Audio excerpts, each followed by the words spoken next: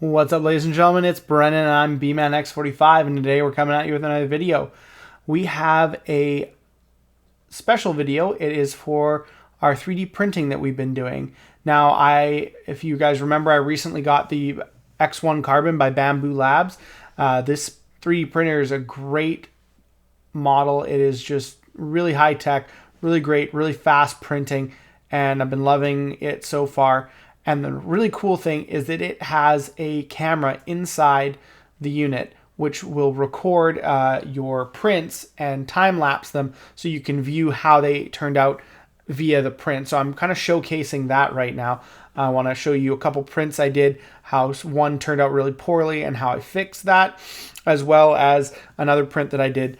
These are items that I did for my wife Jess, and she had a couple things that she wanted in regards to her Cricut, because she does a lot of crafting. So if anyone knows the Cricut, there are some cool little things that you can make for additions to the Cricut, as well as there's that little mascot, the Cricut himself, and a lot of people have those, and she wanted me to print her one. So I went ahead and we did that, and we got the time-lapse videos. Something, if you have the X1 Carbon, or if you're going to get the X1 Carbon from Bamboo Labs, you need a micro SD card in order to get the time lapse.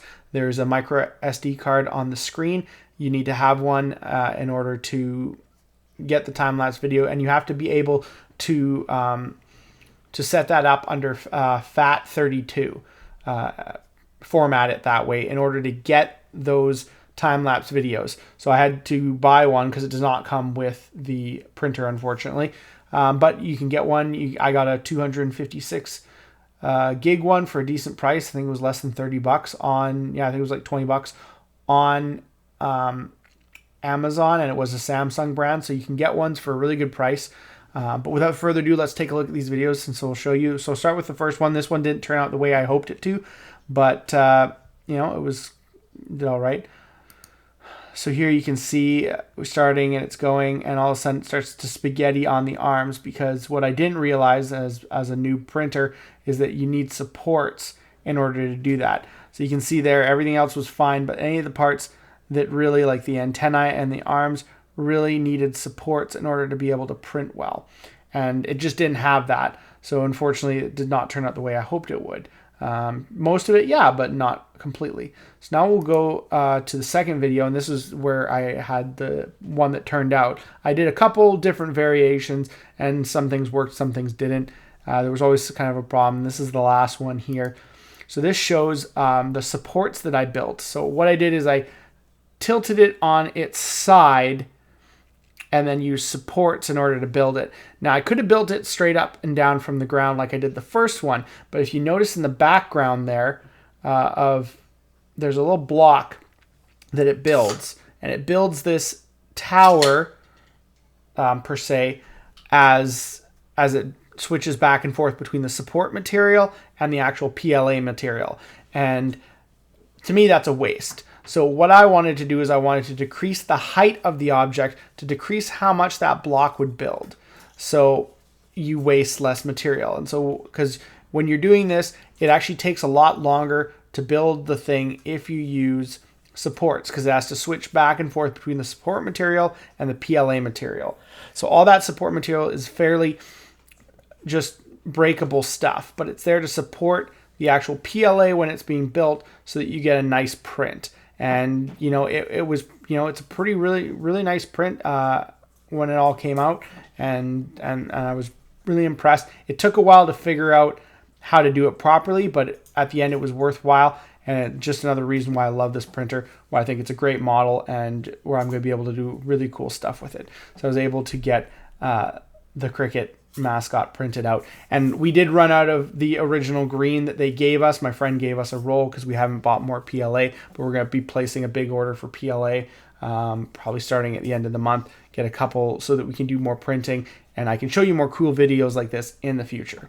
And then the last video I have for you guys here is this one right here, and this is a Cricut extender that I built, and now originally it wouldn't fit on the platform vertically or horizontally. So I angled it sideways in order to get it to fit, and it worked perfectly first try. So here we'll go ahead and we'll watch this one here.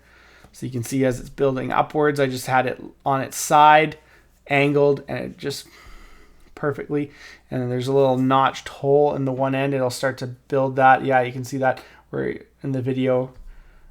And yeah, no, it was. And this one I think only took like 4 hours.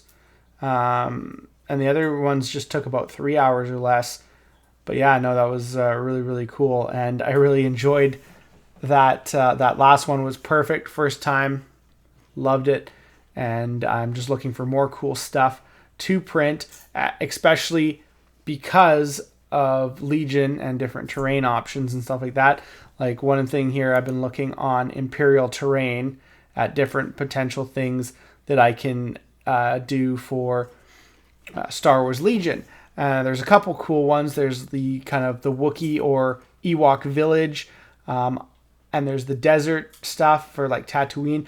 I've always been more interested in like a Naboo setting, so I haven't found stuff like that yet, but it'd be really cool to find those STL files that have more of like a Naboo setting, which and even an Imperial kind of like command center in the forest setting would be kind of cool with the raised platforms and stuff like that. I've seen some of them on different Star Wars Legion groups, and unfortunately, if I want to go this way, I'm going to have to pay, for these bundles and stuff like that because they're not free.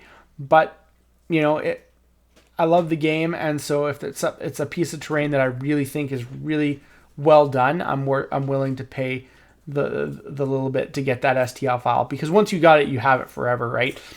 So I mean, it's not a bad thing, and these guys are providing a really great service. Imperial terrain, from what I heard, has always been just excellent. So in the future, I'm hopefully going to be printing more of that and some other stuff, cool stuff too. So I hope you guys enjoyed the video. I hope you guys enjoyed watching about the the X1 Carbon from Bamboo Labs. And I hope you guys enjoyed these videos, and hopefully we'll do some more in the future.